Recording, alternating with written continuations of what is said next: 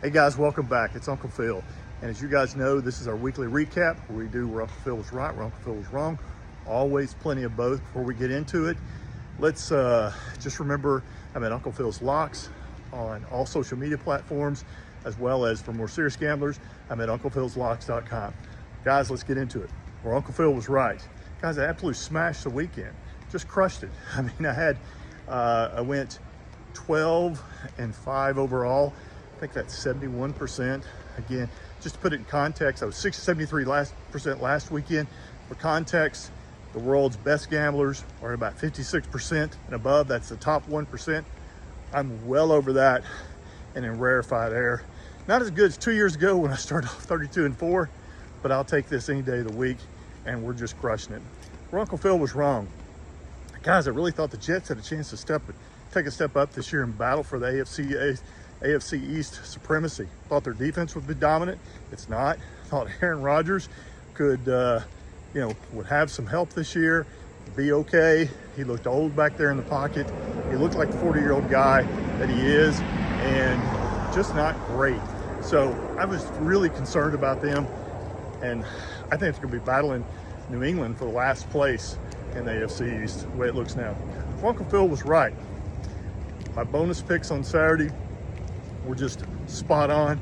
I had Texas just beating an overrated Michigan team, which they just absolutely did.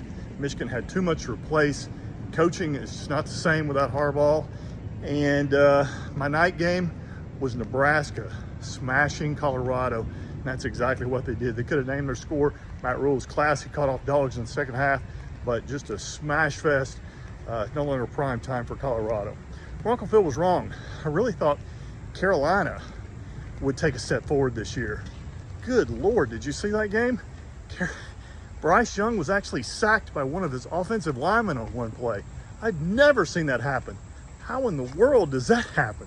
I just don't know. It was just ridiculous. I can't understand it.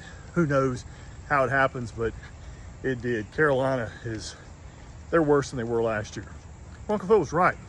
If you guys listened to my podcast in preseason with me and Smooth Andy, I told you guys that the public looked at last year's record of Arizona and thought Arizona was just going to be bad this year. But when Kyler Murray came back at the end of the year, they actually had a top 10 offense. And look, they look like a top 10 team. Jonathan Gannon, I think he's a great coach. And Arizona, this was just not a one-shot thing. As long as they stay healthy, they're a little thin on depth. They're going to cause some problems in the AFC West for some people. So stay tuned. Guys, as always, thanks for tuning in. Really appreciate it. Have a great rest of your week. And as always, guys, let's roll.